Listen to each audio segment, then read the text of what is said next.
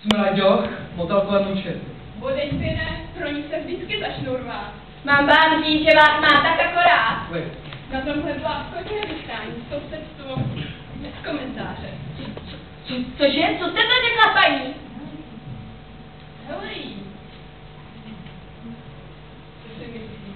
Presličátko. Dost nebo co? Zmiz si, maminče, na burto. Nešahejte mi na syna.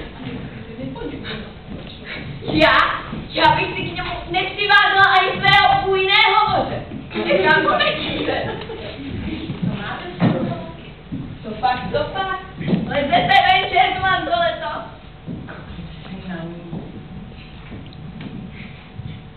Co pak? Lezete večer k manzole to? Já už jsem řekla. Domů máš. Hej, já zůstanu tady. Ty mi odmluváš? Řekl jsem, zůstanu tady. Slyšel jsi? Veliký pán synáček, co? Vy se mi tady uliční Játe o čietu. Když sahám, tak mám proč. Co má být? Holka je řádná a vychovaná. A ne taková nějaká. A každá druhá je podle vás sledáka. Ty líp, když budeš mlčet. Co vás sečnou? Já, ale vůbec nejsem nenávidím. Se tu otíráte o mé dítě. Mlčte, uslyšíte. Chodě domů, maminko. Prosím vás, proč je tady tohle dopuštění? Chtěl bych, že dovolíte na stole klid. A nebrousíte si náhodou zoubky tady na učet. Vůbec ne.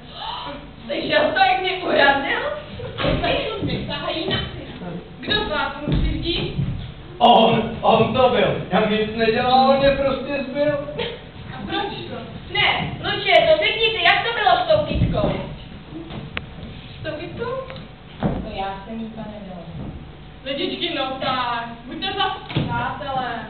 Víno tedy, jdeme to půjde, ale to půjde k nám. Ta se měla točit vždycky. Pojď, Janku. Výborná ženská, vtáhne si ho domů. A co má vám proti tomu? Ta holka je dokloubená. Ten chlapec si chce brát její dceru. Tomu se týká smysl pro čest, věru. A kde, když o tom víš, tak mi ho přece ne? Já se ani víckrát ani nepodívám.